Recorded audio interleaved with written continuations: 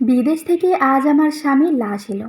স্তব্ধ আমিটা যখন প্রাণপ্রিয় স্বামীর চিরকালের জন্য নিশ্চুপ হয়ে যাওয়া মুখটা দেখে চিৎকার করে কাঁদতে চাইলাম, অমনি আমার এই স্বজনদের কথাগুলো আমার কানে এসে সুচারু তীরের মতো বিঁধতে লাগলো। আমি অবাক হয়ে গেলাম। কান্নারা আর এলো না। আমার ভাসুর আর জায়রা মিলে তখন জমি জমার হিসেব কষতে ব্যস্ত। খালামাকে চুপিসারে জানিয়ে গেল, বারবার বলছিলাম জামাইয়ের থেকে তার পাওনা সব লিখা নিতে। নিছোস, ন্যাস নাই। এখন কি করবি? শ্বশুর বাড়ি থেকে এক আনাও পাবি না। জন্ম দিছস মাইয়া, সব তো তোর দেবর ভাসুদের নামে হইয়া যাইবে। এখন কি হিসেব কষার সময়? আমি এক হাতে আমার পাশ থেকে কুহুকে আগলে নিই। মেয়েটা ভয় পাচ্ছে। এসব কি হচ্ছে ও বুঝতে পারছে না। বয়সী বা কত? সবে 5। ও শুধু বুঝতে পারছে কিছু একটা ঘটেছে। যা ঘটেছে তার ভালো কিছু নয়, তা মারাত্মক খারাপ। আমার শ্বশুর শাশুড়ি বেঁচে নেই। যৌথ পরিবারের প্রায় অনেকটা খরচ আমার স্বামী বহন করত। তার মৃত্যুতে কেউ কষ্ট পাক বা না পাক, টাকা পয়সার চিন্তা করতে ভুলিনি। আমি আজ নতুন করে মানুষ চিনলাম। এরাই না বিদেশি পয়সার জন্য সব সময় আমায় মাথায় করে রাখতো। সারাটা দিন আমি আর কাঁদলাম না। চুপ হয়ে মেয়েকে নিয়ে মহিবের নিথর শরীরটার পাশে বসে রইলাম। বিকেলে জানাজা হলো। বাড়িটা আস্তে আস্তে খালি হচ্ছিল। আমি চুপ হয়ে বসার ঘরের এক কোণায় বসে বসে পাওয়া না পাওয়ার হিসেব কষছিলাম যখন প্রতিবেশীদের টুকিটাকি কথা ফের কানে এলো। একজন বলছে অল্প বয়সে বিধবা হলো, এখন তো ঠিকই বেশ্যাপনা করে বেড়াবে। আরেকজন বলল, মেয়েটার কথা ভাবছো? ওইটুকুন বাচ্চা, মা ভেগে যাবে আরেকটার সাথে। সব কষ্ট এসে পড়বে বাচ্চা মেয়েটার ওপর। আমি তাদের কথা শুনে চোখ বন্ধ করে ফেললাম। কোথা থেকে যেন মা হুট করে এসে তাড়া দিতে লাগলো আমাকে। ও টোনো, ব্যাগ গোছা, বাসায় যাবি আমার সাথে। এক বাক্যে বলে দিলাম মাকে। বাড়ির পরিস্থিতি তো দেখছই, সবটা ঠিক। কুহুকে নিয়ে 2-4 দিনের জন্য বেড়াতে যাবনি। হুঁ, তুমি কি আজ যাবে না? কি থাকতে চাইছো? মা কিছু বলার আগে আমি আবার বলে উঠলাম, মা, আজ বরং চলে যাও, কাল এসো। বাড়িতে অনেক মানুষ, জায়গা হবে না থাকার। মা আমার হাত শক্ত করে চেপে ধরে অন্য পাশে নিয়ে গিয়ে বলল, এরা তোকে শান্তি দেবে না, বাঁচতে পারবি না। শক্ত চোখে তাকিয়ে সামান্য হাসলাম। ভাগ্যকে পরিহাস করে ভাইয়ের সংসারে বোঝা হয়ে কিভাবে থাকি বলো? মুহিব বেঁচে থাকতে আমাকে বেশি দিন বাপের বাড়ি থাকতে দিতে চাইতো না। ও বারবার বলতো, আমি যে ও বাড়ি যাই। আমার ভাবি মনে মনে বিরক্ত হতে পারেন, হয়তো ভদ্রতার খাতিরে বলতে পারেন না। আচ্ছা মা, অন্যের বিরক্তির কারণ কেন হব? মা হয়তো আমাকে বুঝল, কিন্তু সেসব আরো কঠিন হয়ে বলল, তোর বাপের বাড়ি আছে, তোর বাপের যতটুকু টাকা আছে, তুই আর কুহু 3 বেলা খেতে পড়তে পারবি। অনড়ভাবে বললাম, ওই টাকায় ভাইয়ার অধিকার। আমার সংসার আমি ছাড়ব না, মরলেও এখানেই মরব। মা দ্বিতীয়বার আর কিছু বলার সাহস পেল না। আস্তে আস্তে আমার সংসারটা কেমন যেন হয়ে উঠতে লাগলো। বড় জেদ করে তো বলেছিলাম আমার সংসার আমি ছাড়ব না। কিন্তু পৃথিবীর সবচেয়ে কঠিন 4টে দিন কাটলো আমার। আমি ভেঙে পড়িনি। বিয়েটা পারিবারিকভাবে হলেও ভালোবাসায় আমাদের কোনো অংশেই কমতি ছিল না। তাই তো প্রতিবার দেশ ছাড়ার আগের রাতে আমি তার বুকে নির্ঘুম পড়ে থেকে ফোপাতাম। অসম্ভব ধৈর্য সম্পন্ন মহিব আমাকে শান্ত করতে কত কি না করতো। ছেলে ভোলানো সব কথা বলতো। এক পর্যায়ে আমি বোঝদার বাচ্চাদের মতো কান্না থামিয়ে তার কথা শুনতে লাগলে সে রসিকতা ছেড়ে আমাকে আরো শক্ত করে জড়িয়ে ধরতো নিজের বুকে। তারপর বলতো, অনিন্দিতা, আগামীকাল এই সময়টায় আমি তোমার থেকে কয়েক শত কিলো দূরে থাকবো। তখন চাইলেও তুমি আর রাগ দেখাতে পারবে না, চাইলেও গাল ফুলিয়ে মুখ ঘুরিয়ে বসে থাকতে পারবে না। কেননা তখন আমি এভাবে বুকে জড়িয়ে তোমার মান ভাঙাবো না। এভাবে টুকটাক আদরে তোমায় নিজেকে পৃথিবীর সবচেয়ে সুখী নিয়ে ভাবাবো না। আগামীকাল মাঝরাতে যখন তোমার ঘুম ভাঙবে, তুমি অর্ধ অচেতনতায় বিছানা হাতড়ে আমায় খুঁজবে। বিনিময়ে এক বুক হাহাকার পাবে। আর কয়েক ঘন্টা আছি আমি। আমাকে নিয়ে তোমার পৃথিবীতে যত কথা আছে আমাকে বলো, আমি শুনব। মৃত্যুর কাঁটা সেকেন্ডের চেয়েও দ্রুত এগোয়। আমি কাল যাব, এটা সত্য। দূরত্ব বাড়বে, সেটাও সত্য। অথচ দীর্ঘ সময়ের এই দূরত্বটা ঘুচিয়ে আমি আবারও তোমার কাছে ফিরব, এই কথাটা অসত্য প্রমাণ হতে সময়ের প্রয়োজন পড়বে না। প্রতি বছর অসংখ্য প্রবাসী লাশ হয়ে স্বজনদের কাছে ফিরছে। আমি তোমায় গ্যারান্টি দিতে পারবো না যে নেক্সট লাশটা তোমার স্বামীর হবে না। ওদের স্ত্রী সন্তানরা শেষ বিদায় জানাতে পারে না। অসংখ্য না বলা কথা থেকে যায় ওদের। অসংখ্য পরিকল্পিত ভবিষ্যৎকে অতীত বানিয়ে রেখে যায় ওরা। আমি তোমায় পরিকল্পনা করতে বারণ করি। আমি তোমায় শেষ বিদায় জানানোর সুযোগ দিই। তাই প্রতিবার তুমি আমাকে বিদায় জানাবে। ঠিক যেমন ধরো, আমি এই বুকে আসতে পারবে না। অনিন্দিতা, আর কয়েক ঘন্টা আছে, আমাকে বিদায় জানাও। আমি তার কথাগুলো খুব মনোযোগ দিয়ে শুনতাম। তারপর আস্তে আস্তে মানিয়ে নিতে লাগলাম। প্রতি বিদায়ে তাকে আমি শেষবারের মতো বিদায় জানাতাম। তাকে নিয়ে যত ভাবনা চিন্তা ছিল, যত রাগ অভিমান ছিল, সব বলতাম। এই তো 5 মাস আগে যখন নিয়ম মাফিক আবারও বিদায় জানানোর দিন, মহিম আমার চুল আঁচড়ে বিনুনি গাঁততে গাঁততে বলেছিল, আমি না থাকলেও তুমি নিজের খেয়াল রাখতে কার্পণ্য করবে না, নিজের যত্নে কমতে রাখবে না, খাওয়া দাওয়ায় হেলা করবে না, কুহুকে অযথা বকাবকি করবে না, রাগ উঠলে কাগজে লিখবে, এরপর পানিতে ভিজিয়ে ফেলবে কাগজটা, দেখবে ঠিক শান্তি লাগছে। জীবন আমাদের প্রতি পদে জীবিকার শিক্ষা দেয়। তুমি হতাশ হবে না, শিক্ষা নেবে, এগিয়ে যাবে। জীবনের প্রতিকূলে যেতে চেও না, স্রোতের টানে ভেসে যাবে। অনুকূলে তাল মেলাতে থেকো। বিশ্বাস করো, জীবনকে একবার নিজের নিয়ন্ত্রণে আনতে শিখে গেলে এর চেয়ে সুন্দর কিছু আর খুঁজে পাবে না। অনিন্দিতা, তুমি অত্যন্ত বুঝদার একজন মেয়ে। আমার কথাগুলোকে মনে রেখো সর্বদা। আমি মনে রেখেছি সেসব, ভুলিনি কিছুই, ভুলতে পারিনি। সেই জন্যই এতখানি স্বাভাবিক সম্ভবত। সকাল থেকে আমার মেয়েটা বেশ হেসে খেলে বেড়াচ্ছে। আমার ননদের ছেলেমেয়েরা ওর সমবয়সী। ওদেরকে পেয়ে আনন্দে ধরছে না। কুহুর দিনগুলো এভাবেই, আর রাতগুলো আমার বুকে শক্ত করে মিশে থেকে কাটছে। ছোট থেকে বাবার সান্নিধ্য সেভাবে সে পায়নি বলে কোনো ধরনের শক্ত অনুভূতি মেয়েটা পাচ্ছে না। এখানে ওর দোষ নেই। ওর সাথে ওর বাবার তেমন কোনো স্মৃতিও নেই। কিঞ্চিত যাও ছিল, বড় হতে হতে সেসব আর মনে থাকবে না। এটা ধ্রুব সত্য। মহিবের মৃত্যুর চতুর্থ দিন আজ। আয়েশা ভাবি আর রিমা ভাবি মিলে 2 দিন ধরে কথা শোনাচ্ছে। ওরা চেয়েছিল আত্মীয়-স্বজনদের ডেকে খাওয়াতে, কিন্তু মৃত্যু উপলক্ষে লোক খাওয়ানোটা মুহিব ঠিক পছন্দ করতো না। তাই কঠিনভাবে জানিয়েছি তাদের এসব কিছুর প্রয়োজন নেই। মুহিবের বড় ভাই আমাকে ভীষণ স্নেহ করেন, এজন্য কেউ আর আমার উপর উচ্চবাচ্য করতে পারেনি। মেনে নিয়েছে আমার কথা। মুহিবের রেখে যাওয়া কথাগুলোকে আদর্শ মেনে দিন চলতে শুরু করলাম। চাকরির চিন্তাটা যখন মাথায় এলো, তখন খুব মনে পড়ল মুহিবের জোর করে আমার পড়াশোনা চালিয়ে নেওয়ার দিনগুলো। বিয়ের পর পড়াশোনা করার ইচ্ছেটা ছিল না, তবুও মুহিবের রোজ এক কথা, বিয়ে মানে সংযুক্তি, নির্ভরশীলতা নয়। আগামী দিনটিতে আমি কর্মক্ষম হয়ে গেলে তুমি যেন সার্টিফিকেটের দোহাই দিয়ে আফসোস না করো, তার খেয়াল রাখাটাও আমার দায়িত্ব। আমি অকম্পিতভাবে সার্টিফিকেটগুলো ছুঁয়ে গেলাম আমার নামটা, অনিন্দিতা অনু, অভিভাবক মুহিব আহসান। একাধারে ছোটখাটো যত জব সার্কুলার পেলাম, সবেতেই অ্যাপ্লাই করতে লাগলাম। বাছ বিচার তেমন একটা করলাম না। সিভি দেখে তন্মধ্যে বেশ ভালো একটা কোম্পানি থেকে ডাকা হলো আমাকে। অল্পতেই ঘাবড়ে যাওয়া আমি প্রবল আত্মবিশ্বাস ও দৃঢ় মনোবলের দ্বারা ভাইবাতেও উত্তীর্ণ হলাম। জয়নিং সোমবার। এ নিয়ে বাড়িতে কম ঝামেলা হয়নি। বড় ভাই একবার বলেছেন, অনু, তোমার এসব কাজ করা লাগবে না, আমরা মরে যাইনি। নিজের জায়গায় শক্ত থেকে আমি বলেছি, মুহিব চাইতো না আমি কখনো কারোর ওপর নির্ভরশীল হই। আমি ওর চাওয়াকে সম্মান করি। বড় ভাই আর কিছু বলেননি।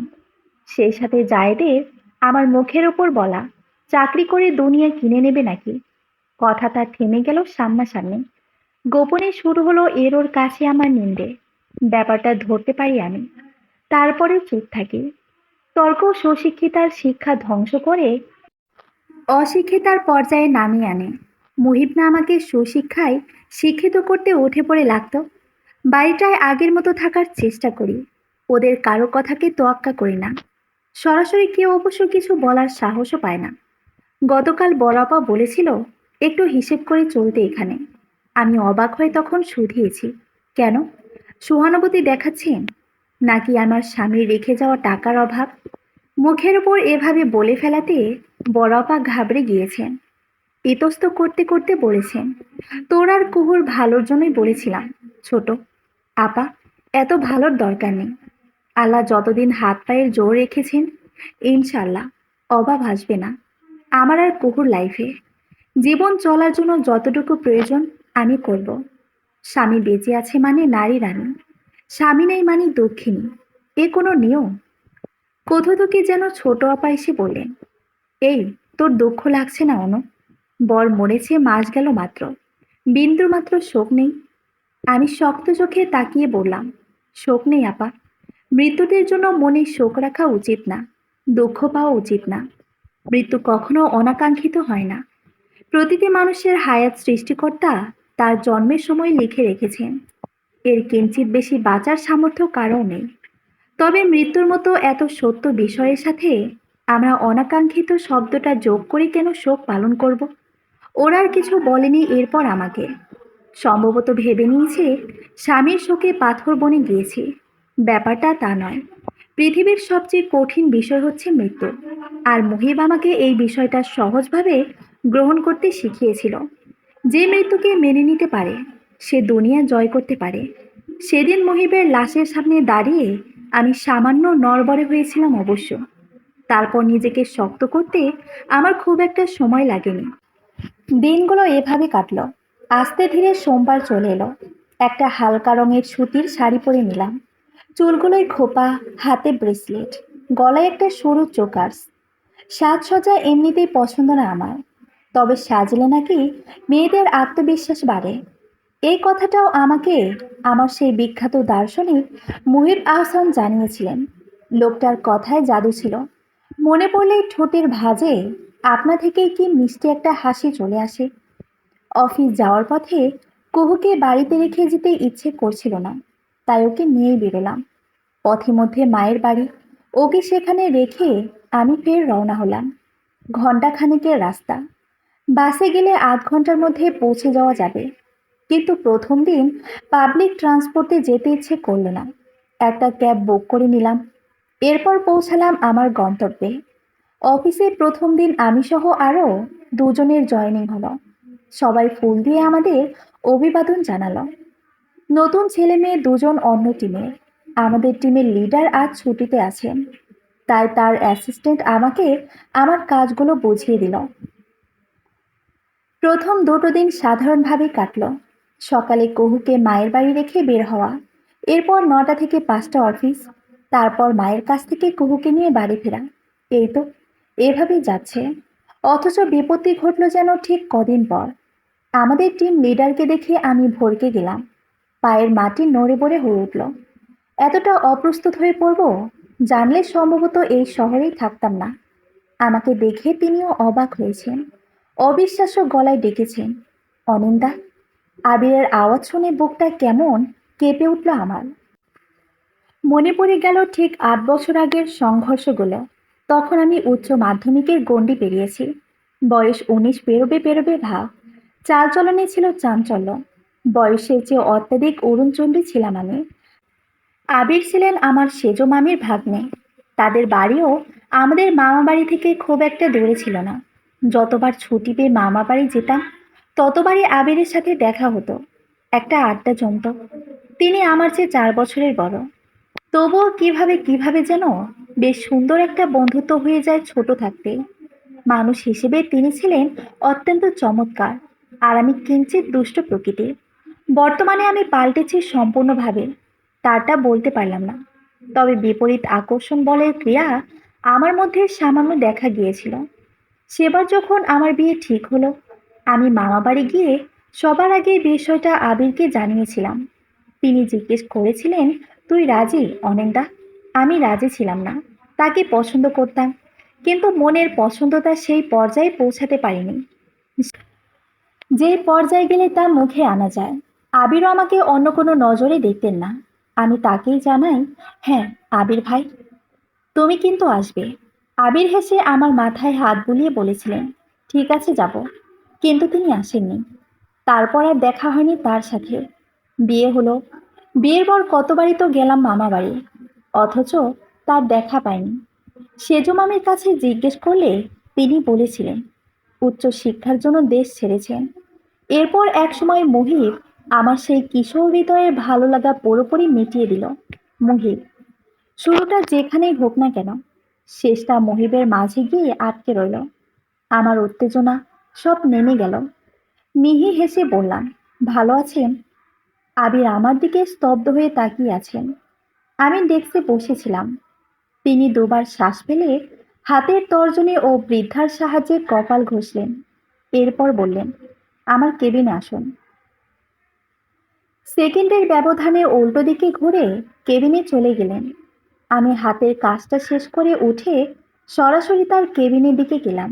দরজা নক করে বললাম, আসবো? আবির আমাকে এক পলক দেখে সেদিকেই তাকিয়ে রইল।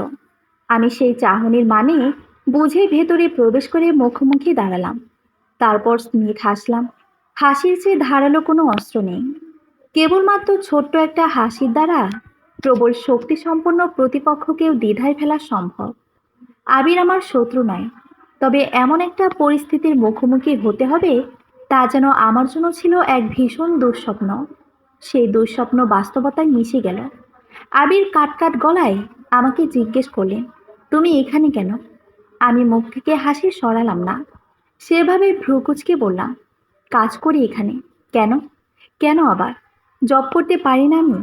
হঠাৎ হাসি মলিন হলো আমার।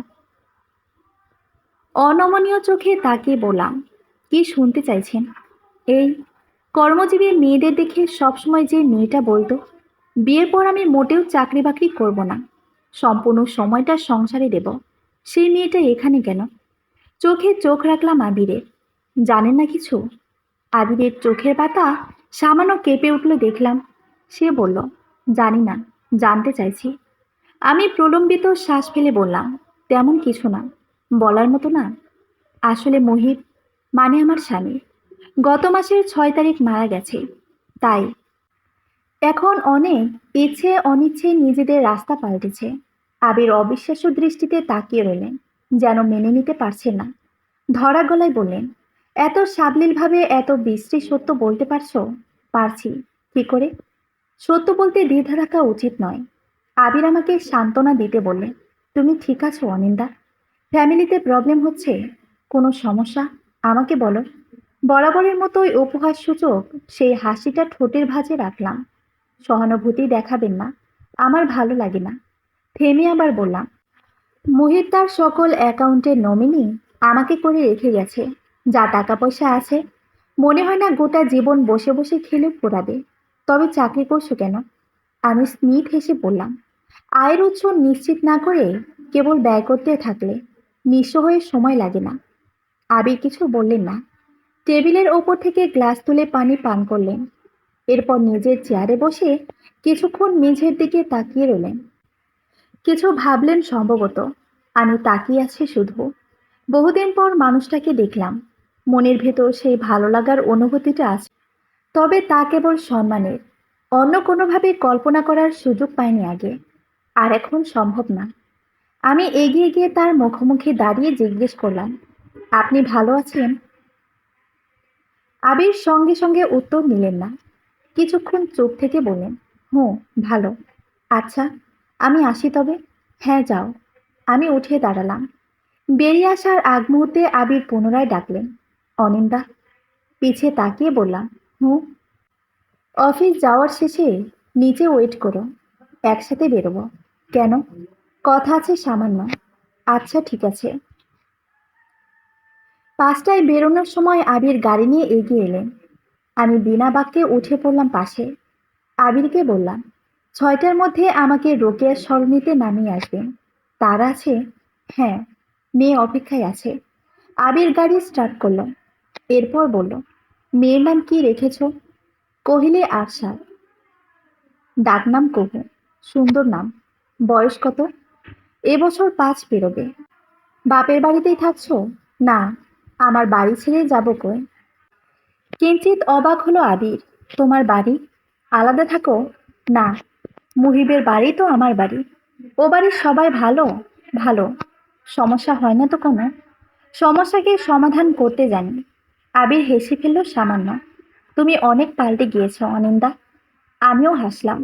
ঠিক যেভাবে আমাদের মধ্যে তুই তুমি থেকে তুমি আপনি চলে এসেছে। আগের মতো কিছু নেই যে। তা বিয়ে করেনি কেন? হুট করে অন্য প্রসঙ্গে ঢুকে পড়লাম আমি। আবির যেন প্রস্তুত ছিলেন না এমন প্রশ্নে। বিয়ের বয়স হয়নি আমার। এহেন কথায় হো হো করে হাসলাম আমি। হাসতে হাসতে বললাম, রসিকতা করছেন? রসিকতা করব কেন? বয়সই বা কত আমার? সবে 32। ছেলেদের বিয়ের বয়স এরপর থেকে শুরু হয়। আচ্ছা, বুঝলাম। তারপর গাড়ি যখন বেশ নিস্তব্ধ সড়ক দিয়ে চলতে লাগলো, আমি জানালার বাইরে তাকিয়ে আবিরকে বললাম, আবির ভাই, জীবনটা কাফনের রঙের মতো সাদা। শুধু শুধু কালি ছেটানো কি উচিত? আবির কিছু বললেন না। আমি হেসে বললাম, আবির ভাই, আমি ভালো আছি। মুহিব আমাকে একা চলতে শিখিয়েছিল ওর উপস্থিতিতে। ও আমাকে ভালো থাকতে শিখিয়েছিল। ও আমাকে বলেছিল, কারো অনুপস্থিতি কারো জীবনে খুব বেশি সময় প্রভাব ফেলতে পারে না। তাই ওই যেটুক সময় প্রভাব ফেলে সেটুকু সময় নিজেকে নিয়ন্ত্রণে রাখা উচিত। প্রভাবিত যাতে না হয় সেজন্য সর্বস্ব দেওয়া উচিত। আমি তাই করেছি। নিজেকে ব্যস্ত রাখছি। নিজে স্বাবলম্বী হতে চাইছি। ও রেখে যাওয়া টাকায় আমি কুহুকে নিয়ে ভালোই থাকতে পারতাম। কিন্তু লোকেরা সুযোগ নিতে চাইতো। অবলা নারী ভেবে হাত বাড়াতে কেউ ইতস্ত করতো না। ইতোমধ্যে চারপাশের কুৎসিত নজরগুলোর শিকার আমি হয়েছি। কিন্তু যখনই দেখে আমি নিজেকে চালানোর সামর্থ্য রাখি, অধিকাংশের নজর আমার থেকে ঝুঁকে যায়। আর বাকি যারা এখনো ঝুঁকঝুকানো নজরে তাকিয়ে থাকে, আমি অনিন্দা তাদের দৃষ্টিকে পায়ে মারাই না। আমি থেমে গেলাম। আবির পুনরায় বললেন, একা চলা একা নারীর পক্ষে এতই সহজ? ওহো, সহজ নয়। তবে আমি চাইলে সহজ বানাতে পারি। কিভাবে? দেশে সিঙ্গেল মাদারদের অভাব নেই। আবির থেমে থেমে বললেন, তোমার হাজবেন্ডকে খুব ভালোবাসতে? হ্যাঁ, বাসি। তারপর পুরো রাস্তায় আবির আর কিছু বললেন না। আমিও বললাম না। গন্তব্যে পৌঁছে নামার সময় তাকে বললাম, আবির ভাই, শুনুন। বলো। আমার প্রতি কখনো সহানুভূতি দেখাবেন না, অনুরোধ। আবির মলিন হেসে বললেন, সহানুভূতির সাথে অনিন্দার নামটা যায় না ঠিক। আসি। এসো। তারপর থেকে গোটা মাস অফিসে বাড়তি কোনো কথাবার্তা কেউই বললাম না। আবির ভীষণ বোঝদার মানুষ। উনি ভালো করে জানেন একজন বিধবা অথবা ডিভোর্সি নারীর সাথে অন্য কোনো পুরুষের মেশাটা সমাজ বেশ কটু চোখে দেখে। সমাজকে আমি কিংবা আবির কেউই তোয়াক্কা করি না। তবে দুজনেই শান্তিপূর্ণ মানুষ। শুধু শুধু অশান্তি ডেকে আনতে চাইনি। তাই খুব প্রয়োজন ব্যতীত একে অপরের থেকে দূরে দূরে থাকতাম।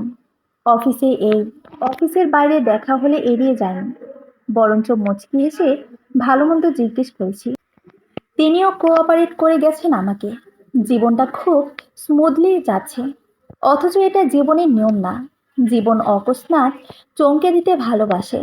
হুট করে বড় আপা আমাকে ডেকে নিয়ে বাড়ি ভর্তি মানুষের সামনে জিজ্ঞেস করেন, তা ছোট, বিয়ে শাদীর ব্যাপারে চিন্তা কি? অবাক হলাম। কিসের বিয়ে? ছোট আপা হেসে বলল, আরে অনু, তোর বিয়ের। আমি ছোট্ট করে শ্বাস ফেলে বললাম, এখনো ভাবছি না। উঠে চলে যেতে লাগলাম। অমনি ও বাড়ির বড় বউ জহুরা আমাকে বলে উঠল, লুকিয়ে কাজ নেই ভাই, এখনো যৌবনে আছো। একা যে থাকবে না তা আমরা বুঝি। এখন অন্যত্র জড়ালেও তো কোনো ক্ষতি নেই। তোমার বিয়ে শাদী দিলে আমরা একটু নিশ্চিন্ত হই। চিন্তা তো কম হয় না তোমার জন্য। আমি হেসে ফেললাম। সামনের সোফায় বসে জিজ্ঞেস করলাম, তা আমার বিয়ে শাদীর সাথে আপনাদের নিশ্চিন্ত হওয়ার সংযোগ কোন জায়গায়? আমার হাসিতে সবার মুখ গোমট হয়ে উঠল। কেউ যেন কথা এড়ানোর সুযোগ পাচ্ছে না। কোন একটা বিষয় নিয়ে ভাবছে। কথাটা কিভাবে ওঠানো লাগবে তাই যেন ভাবনার আতপান্ত। এ সময়ের মধ্যে আরেকজন বলে উঠল, তুমি আমাদের আপনজন, তাই চায় না নাম খারাপ হোক। বয়স কম, স্বামী নেই, পরিণতি কি জানা আছে আমাদের। তাই চাই বিয়ে করলে করে না। আমার ভেতর থেকে রাগগুলো আগ্নেয়গিরির ভয়ানক লাভার মতো উতলে উঠতে চাইছে। চোখ বন্ধ করে ফেললাম। মুষ্টিবদ্ধ হলো হাত। মহিব বলতো, রাগ ভালো কিছু না। রাগ মন্দকে ভালো ও ভালোকে পৃথিবীর সবচেয়ে মন্দ কিছু রূপে প্রদর্শন করায়। রাগ জাগতিক সকল শুদ্ধকে অশুদ্ধ বানিয়ে দেয় ও অশুদ্ধকে আঁকড়ে ধরতে শেখায়। রাগ বিবেক বুদ্ধির সংকার ঘটায়। যে ব্যক্তি নিজের রাগকে নিয়ন্ত্রণ করতে জানে, গন্তব্য স্বয়ং তার সামনে রাস্তা বানিয়ে দেয় এগানোর তাগিদে। রাগ নিয়ন্ত্রণ করার বেশ কিছু পদ্ধতি আছে। তার মধ্যে সবচেয়ে কার্যকরী উপায় হচ্ছে চোখ বন্ধ করে 2-3 বার প্রবলিত শ্বাস ফেলা এবং বন্ধরত চোখে এই কিঞ্চিত সময়ের মাঝে নিজের সবচেয়ে দুর্বলতম দিকটা ভেবে নেওয়া। আমি তোমার দুর্বলটাকে চিন্তা করলাম। কুহুকে ভাবলাম, এটা তো আমার যুদ্ধ। এখানে লড়াই শারীরিক না, মনস্তাত্ত্বিক দিক দিয়ে করতে হবে। আশ্চর্যজনকভাবে আমার রাগ নেমে এলো। অপ্রশস্ত হেসে বললাম, বিয়ে করব না আপা। আমি আমার আর কুহুর জন্য যথেষ্ট। এ কথা এখন বলছো? 2 দিন পর ঠিকই বাচ্চাকে ছেড়ে চলে যাবে। তখন তো সব এসে আমাদের ঘাড়েই পড়বে। এই পর্যায়ে আমার শক্ত হতে সময় লাগলো না। আপনাদের চিন্তা ভাবনা অত্যন্ত সংকীর্ণ। জহুরা আপা বললেন, তোমাকে প্রায়ই একজন ব্যাটালোকের সাথে দেখা যায় অনু। তুমি অস্বীকার করতে পারবে? মূল ঘটনা বুঝতে পারলাম আমি। এরপর আর কিছুতে সম্ভবত কোনো লাভ হতো না। ধরা পড়লে লোকে বহুত কাহিনী বানায়। তাদের ধারণা আমিও বানাবো। অথচ আমার ইচ্ছে করছে না নিজের ব্যাখ্যার্থে কিছু বলতে। হতাশাজনক শ্বাস ফেললাম ছোট্ট করে। পরপর তাদেরকে দেখে নিলাম। উঠে চলে যাওয়ার আগে বললাম, আমার সাথে একজন ছেলে মানুষকে দেখে যারা ভেবেই নিয়েছে সম্পর্কটা কোনো ধাঁচের, তাদের কাছে এই এক্সপ্লেনশন দিতে আমার বড় আলস্য। তারা নির্বোধ। তারা আগামীকাল আমাকে আমার আপন ভাইয়ের সাথে দেখলেও কথা শোনাতে ছাড়বে না। এমন কথাকে গায়ে বাঁধাচ্ছি না। ধন্যবাদ। আজ অফ ডে। একটু কুহুকে নিয়ে ঘুরতে বেরোবো। আপনারা বসুন। আপনাদের বিশেষত্ব নিয়ে সকল অবিশেষ গল্প করুন। উঠে রুমে চলে এলাম। মেয়েটা রুমে নেই। সম্ভবত খেলতে বেরিয়েছে। আমি শাড়ির আঁচল ঠিক করে বাড়ি থেকে বেরোলাম। বাড়ির পাশে একটা ছোট্ট মাঠ আছে। ওখানে ওর বয়সী বাচ্চারা এই সময়ে খেলাধুলা করে। বাচ্চাদের এই বয়সে অন্য বাচ্চাদের সাথে মেশা প্রয়োজন। এতে তারা অল্প বয়সে একাধিক বৈশিষ্ট্য সম্পন্ন মানুষদের সংস্পর্শে এসে দুনিয়াদারির অনেকটাই বুঝে যাবে। বাচ্চাদের বিকাশের বয়সে এই মারামারি ঝগড়াঝাটির খুব প্রয়োজন আছে। তারা মুখ থুবড়ে পড়বে, তবেই না একা একা উঠতে শিখবে। একাকী বেড়ে ওঠা মেয়েরা খুব লাজুক হয়। তারা অল্পতেই ভেঙে পড়ে। তারা নিজেকে সামলাতে জানে না। আমি কুহুকে পৃথিবীর সকল সুন্দর কুৎসিত বিষয়দের সাথে এই ছোট থেকেই পরিচয় করাতে চাই। মুহিব আমাকে এটা করতে বলেছিল। সিঁড়ি দিয়ে নামার সময় দেখি কুহু সিঁড়ির নিচে মুখে হাত রেখে বসে আছে। আমি এগিয়ে গিয়ে ওর পাশে বসে পড়লাম। কুহু খেয়াল করে রেলিং ঘেঁষে সরে গেল। আমিও ওর দিকে চেপে বসলাম। ও ঠোঁট উল্টে বসে আছে, চোখ মুখ ভেজা। আমি আস্তে করে বললাম, মিস কুহেলি, আপনার কি কোনো সমস্যা হচ্ছে? বড় বুঝদার বাচ্চার মতো কুহু দুদিকে মাথা নেড়ে নেতিবাচকতার প্রকাশ করল। পরপর ফুঁপিয়ে উঠল। আমি হাত বাড়িয়ে টেনে কোলে বসিয়ে নেওয়ায় কুহু ঝাঁপিয়ে পড়ল আমার কোলে। শব্দ করে কান্না করতে লাগলো। আমি ওর মাথায় হাত বোলাতে লাগলাম। বেশ কিছুক্ষণ পর ওর কান্না থেমে এলে আমি জিজ্ঞেস করলাম, কি হয়েছে মা? কুহু আমার বুকে মুখ লুকিয়ে আছে। কান্নায় শাড়ির বুকের দিকে অংশ ভিজে গেছে। কি সাংঘাতিক কান্না করতে পারে মেয়েটা! মহিব তো এমন না। নিশ্চয়ই আমি ছোটবেলায় এমন ছিলাম। মেয়েটা মায়ের স্বভাব পেয়েছে। কুহু অনেকক্ষণ পর বললাম, মামনি, ওরা আমাকে মেরেছে। ওরা? দেখি কই মেরেছে। কুহু 2 হাতের খামচানোর অংশগুলো দেখালো। কিছু জায়গায় ছুলে গেছে। এরপর হাঁটু অব্দি আকাশি রঙের ফ্লকটা উঁচিয়ে দেখিয়ে বলল, আমি খেলতে গিয়েছিলাম। ওরা আমাকে খেলায় নিচ্ছিল না। বলছিল আমি পচা মেয়ে, আমার মামনি পচা। ওদের মামনি আমার সাথে মিশতে বারণ করেছে। আমার খুব খারাপ লেগেছে। আমি কখনো ওদের সাথে খারাপ কিছু করিনি। কখনো বকিও নি, মারিনি। আমি কিভাবে পচা মেয়ে হই? আমি ওদেরকে জিজ্ঞেস করায় আমাকে খামচি মেরে ধাক্কা দিয়েছে। মামনি, হাঁটুতে জ্বলছে খুব। ওরা আমাকে আর খেলা নেবে না। এই বলে আবারও মেয়েটা আমাকে জড়িয়ে ধরে ফুঁপিয়ে উঠল। আমি আঁচলের অংশ দিয়ে ওকে আগলে নিয়ে দুহাতে আঁকড়ে ধরলাম। ওর মাথায় থুতনি রেখে পড়লাম, ভালো মেয়েরা কান্না করে না, ভালো মেয়েরা সবসময় সব পরিস্থিতিতে হাসে। আমার কোহেলি ভালো, তাই তো? কুহু নাক টেনে বলল, হুঁ মামনি, আপনাকে ভালোবাসে। কোহেলি, আপনি কান্না থামান। কুহু বুঝদার বাচ্চাদের মতো কান্না থামালো। আমি ওকে কোলে নিয়েই বাড়ির ভেতর চলে গেলাম। লিভিং রুমে ভাবিদের আড্ডার আসরকে একবার আর চোখে দেখে সরাসরি নিজের রুমে চলে এলাম। কুহুকে বিছানায় বসিয়ে আমি কাবার থেকে ফার্স্ট এইড নিয়ে এলাম। তুলোতে অ্যান্টিসেপটিক মিশিয়ে হাঁটু মুড়ে ওর সামনে বসে পড়লাম। ও লক্ষ্মী বাচ্চার মতো হাত এগিয়ে দিল। আমি স্মিথ হেসে বললাম, সামান্য জ্বলবে কিন্তু। কুহু দুদিকে মাথা নাড়ল। আমি আস্তে ধীরে তুলো চেপে ক্ষতস্থান পরিষ্কার করলাম। কুহু চোখ খিচে ধরল, কিন্তু কান্না করল না। আমি জিজ্ঞেস করলাম, আম্মাজান, ব্যথা পাচ্ছেন? একটু মামনি, আর একটু, হয়ে গেছে প্রায়। আমি হাঁটুর দিকটাই পরিষ্কার করে দিলাম, তারপর স্টিকে ব্যান্ডেজ করে দিলাম। কুহুর মুখটা কি শুকিয়ে আছে। আমি জিজ্ঞেস করলাম, আপনি কি মামনির সাথে ঘুরতে বেরোতে চান কোহিলি? কুহু তৎক্ষণাৎ বলে উঠল, ইয়েস। কোথায় নিয়ে যাবেন মামনি? চলুন, পার্কে যাই। খুব মজা করব দুজন। আইসক্রিম খাবো, চকলেট খাবো। হুঁ। কুহু দাঁত কেলিয়ে হাসল। আমি একটা সাদা ফ্রক পরিয়ে দিলাম কুহুকে। চুলগুলোয় দুটো ঝুঁটিও করে দিলাম। এরপর নিজেও শাড়িটা পরিবর্তন করে ওর মতো সাদা আসমানি মিশেলের একটা শাড়ি পরে নিলাম। তারপর একটা রিকশায় করে নিকটস্থ পার্কে চলে গেলাম। এখানে একটা নদীর শাখা আছে, সেখানটায় ফেলে রাখা এক বেঞ্চে ওকে নিয়ে বসলাম। আশেপাশে অনেক মানুষ আছে। কুহু চুপটি করে বসে এদিক ওদিক দেখছে। তারপর আমাকে জিজ্ঞেস করলো, আচ্ছা মামনি, বাবাই আবার কবে আসবেন? বাবাই আসবে না কহিলে। কুহু বড় অবাক হয়ে আমার দিকে তাকালো। চোখ মুখ কুঁচকে ঠোঁট ফুলিয়ে জিজ্ঞেস করলো, তা কেন? কারণ বাবাই মারা গেছে। মারা গেছে? হ্যাঁ। কেউ মারা গেলে আর ফেরে না। না, ফেরে না। কেন ফেরে না মামনি? আমি ওর হাত দুটোকে নিজের হাতের মুঠোয় নিয়ে বললাম, কারণ এটা নিয়ম। আমরা দুনিয়াতে এসেছি একটা নির্দিষ্ট সময়ের জন্য। প্রতিটি মানুষেরই এখানে আসার পেছনে কিছু উদ্দেশ্য থাকে। সেই উদ্দেশ্য পূরণ হলেই মৃত্যু আসে। এরপর আবার ফিরে যেতে হয়। উদ্দেশ্য পূরণ হয়ে গেলে আবার আসবে কেন? বাবাইয়ের কি উদ্দেশ্য ছিল মামনি? সম্ভবত আমাদের দুজনকে গড়ে তোলা। বাবাইয়ের উদ্দেশ্য পূরণ হয়েছে, হয়েছে সম্ভবত। তাহলে আর ফিরবে না? না। আচ্ছা। কুহু হাত পা নাড়াতে নাড়াতে আবারও আশেপাশে দেখতে লাগলো। আমি জিজ্ঞেস করলাম, আপনার খারাপ লাগছে না? কুহু পুনরায় আমার দিকে তাকালো, ফ্যাল ফ্যাল চোখে।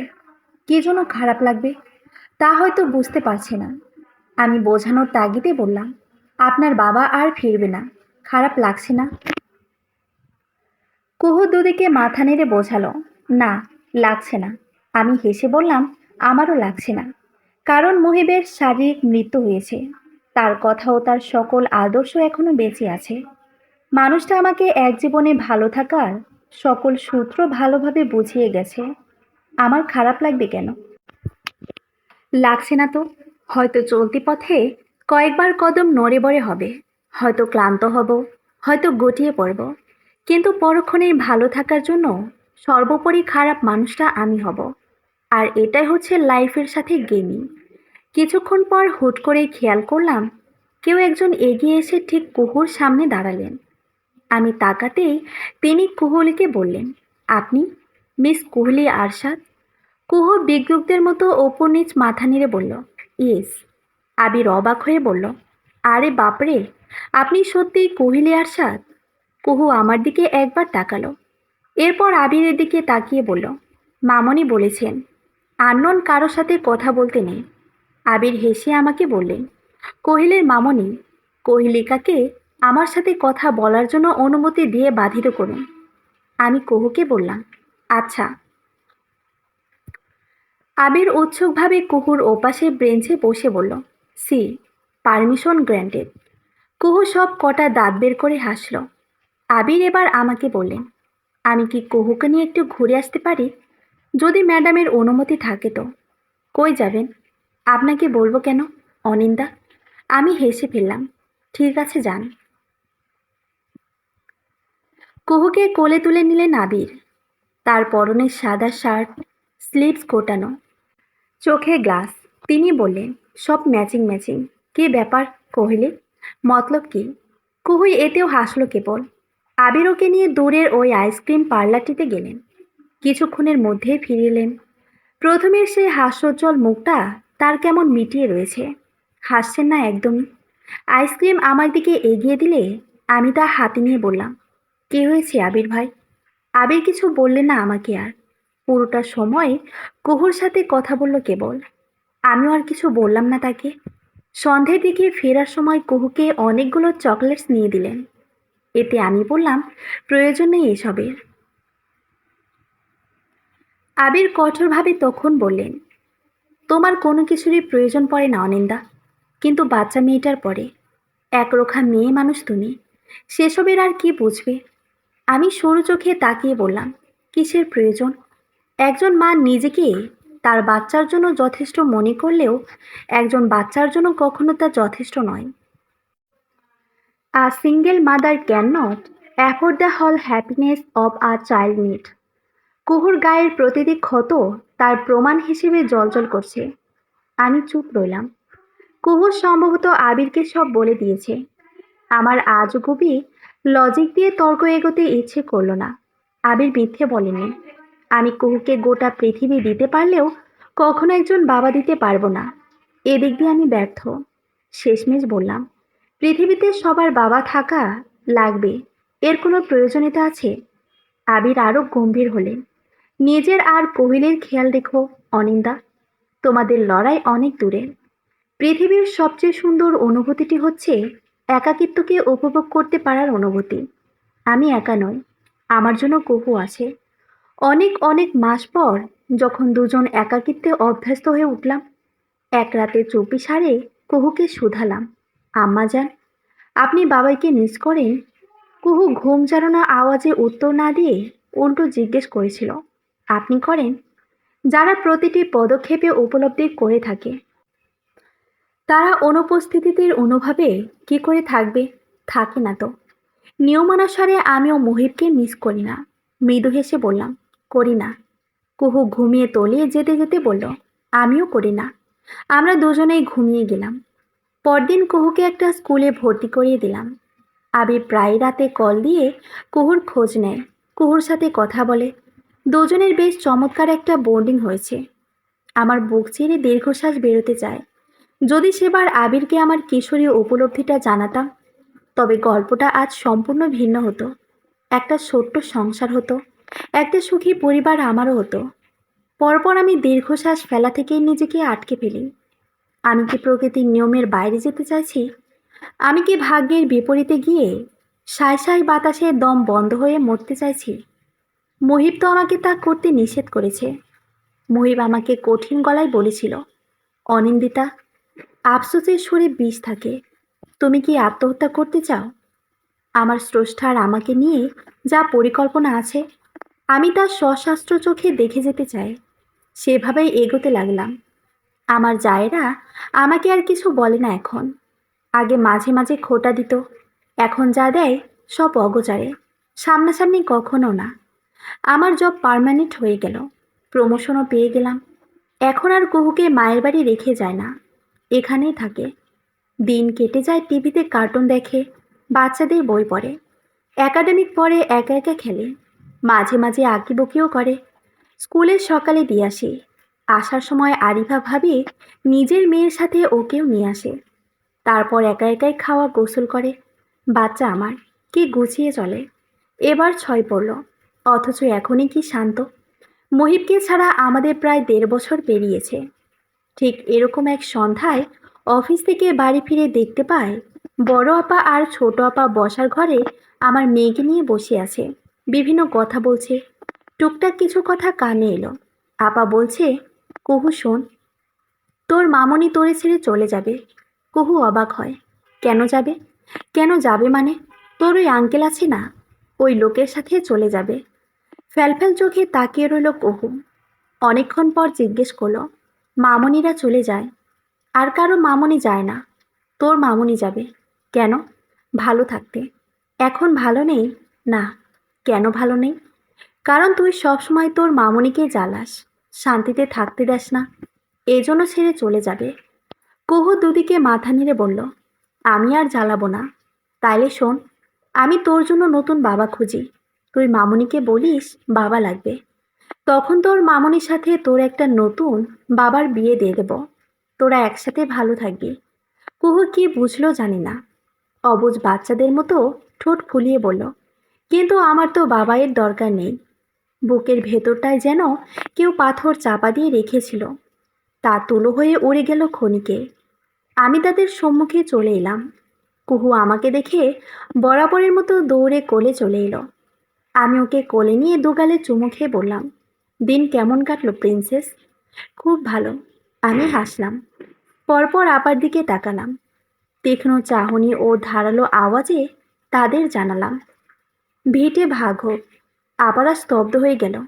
আমি বুঝতে পেরেছি আমার বিয়ে অন্যত্র দিয়ে এ বাড়ি থেকে সরানোর শখটাই তারা কষেছে। সে ঘুরে যেন বালি পড়ল। বোঝাতে চাইল নানান কিছু, আমি বুঝলাম না। রুমে গিয়ে আবিরকে কল লাগালাম। তিনি কল রিসিভ করে বললেন, অনিন্দা, কোনো সমস্যা? বাড়ি পৌঁছেছ? সব ঠিকঠাক? তার উত্তেজিত আওয়াজ। আমি স্থিরতায় বললাম, ইমিডিয়েট একটা ফ্ল্যাটের ব্যবস্থা করে দিন অফিসের আশেপাশে। সব ঠিক আছে তো? জি ঠিক আছে আবির ভাই। আবির আর কিছু বললেন না আমাকে। পরদিনই মালিগঞ্জে একটা ফ্ল্যাটের ব্যবস্থা করে দেন। আমি সপ্তাহ সময় নিয়ে সেই ফ্ল্যাটে উঠলাম। জুনের মাঝামাঝি সময়। অর্থ বছরের শেষে একটা বড় অ্যামাউন্টের বোনাস পেলাম। সেই সাথে স্যালারিও বাড়ল। পুরোটা সহ জমানো টাকার আংশিক নিয়ে কিছু প্রয়োজনীয় দ্রব্যাদি কিনে ফ্ল্যাটটা গুছিয়ে ফেললাম। বাড়িতে আবির একজন হেল্পিং হ্যান্ড এনে দেয় কুহুকে দেখার জন্য। তিনি সবেতেই অনেক সহায়তা করেছেন। ফ্ল্যাটে ওঠার পরপরই তাণ্ডব শুরু করলাম। শীঘ্রই বৈঠকে এলাম। আমার ভাগের অংশটুকুর বদলে আমি সমপরিমাণে টাকা নিলাম। এই টাকা দেওয়াতেও আপাদের ছিল নানান ছুকছুকানো কৌশল, কিন্তু লাভ হলো না ও বাড়িতে আমার না থাকায়। ধীরে ধীরে সব কিছু থেকে বেরিয়ে এসে নিজের লাইফটা গুছিয়ে নিই। আর জমি জমা থেকে নেওয়া টাকাগুলো দিয়ে মালিগঞ্জে গৃহহীন নারীদের জন্য একটা বাড়ি তৈরি করি। বেশ বড়সড় একটা বাড়ি। বাড়ির নাম দিই আশিয়ানা। ধীরে ধীরে অসংখ্য মানুষ আমার আশিয়ানাতে থাকা শুরু করে। তাদের প্রত্যেকের গল্পগুলো আরও করছি, রুহ কেঁপে ওঠার মতো করছি। আমি তাদের দায়িত্ব নিই, তাদের প্রত্যেকের ভালো থাকার দায়িত্ব নিই। আমার একা উপার্জনে তাদের চালানোর সামর্থ্যটা হয় না। এক্ষেত্রে আমি মুহিবের রেখে যাওয়া অর্থগুলো ব্যবহার করে নারীদের জন্য বিভিন্ন সুযোগ সুবিধার ব্যবস্থা করি। আমি তাদের দক্ষ বানানোর জন্য উঠে পড়ে লাগি। তাদেরকে বিভিন্ন হাতের কাজে প্রশিক্ষিত করি। এরপর তাদের জন্য কাজের ব্যবস্থা করি।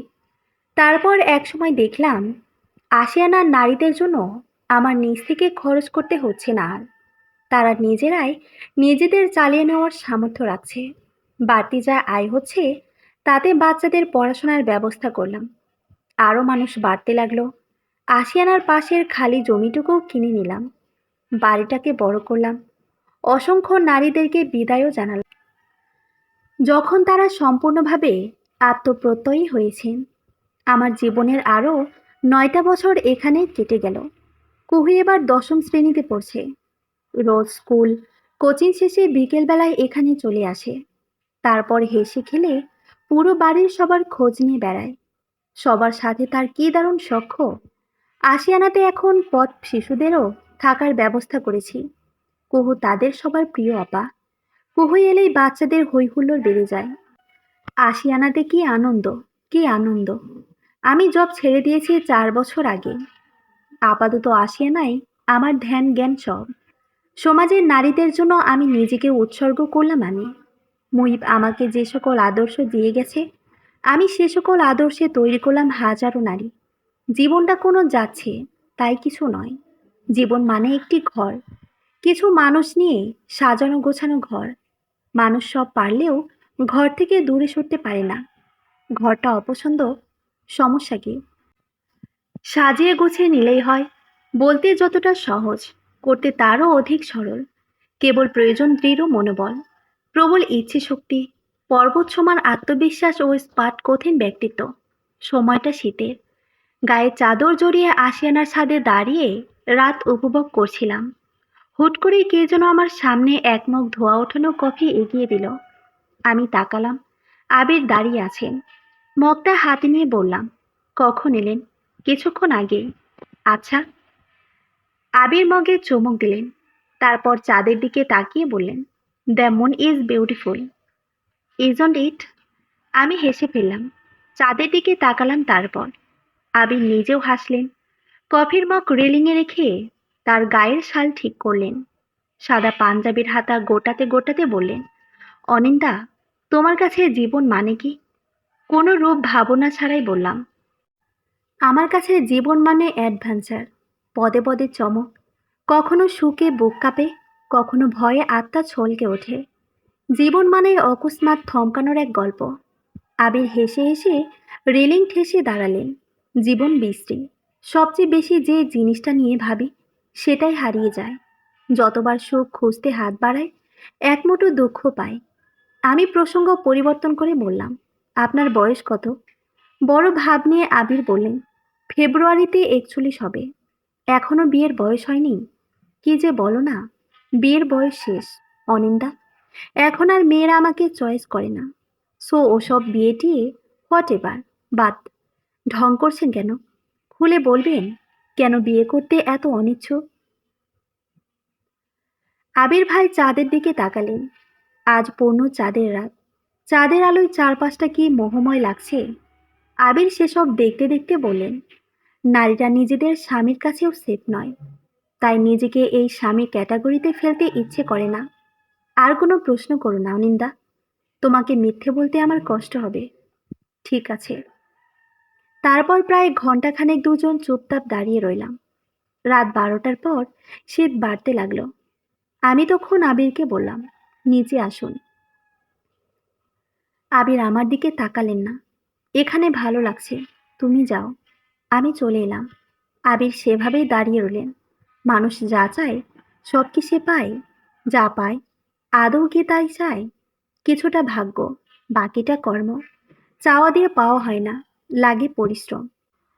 আবেগে পরিশ্রম করেছিলেন নির্বোধ পুরুষ জাতি। রাতে ঘুমানোর সময় কুহু আমার রুমে চলে এলো। রাত তখন 1:30টার কাছাকাছি। জিজ্ঞেস করলাম ওকে, কি ব্যাপার, ঘুমাননি? কুহু এগিয়ে এসে আমার কোল থেকে ল্যাপটপ সরিয়ে মাথা রাখলো নিজে। মিষ্টি করে হেসে বলল, আপনার সাথে ঘুমাতে ইচ্ছে করছে মামুনি, ঘুম পাড়িয়ে দিন। আমি কুহুর মাথায় হাত বুলিয়ে দিতে লাগলাম। চুলে বিলি কেটে দিতে দিতে বললাম, কুহেলি, জি মামুনি। আপনার কখনো আফসোস হয় না? কিসের আফসোস?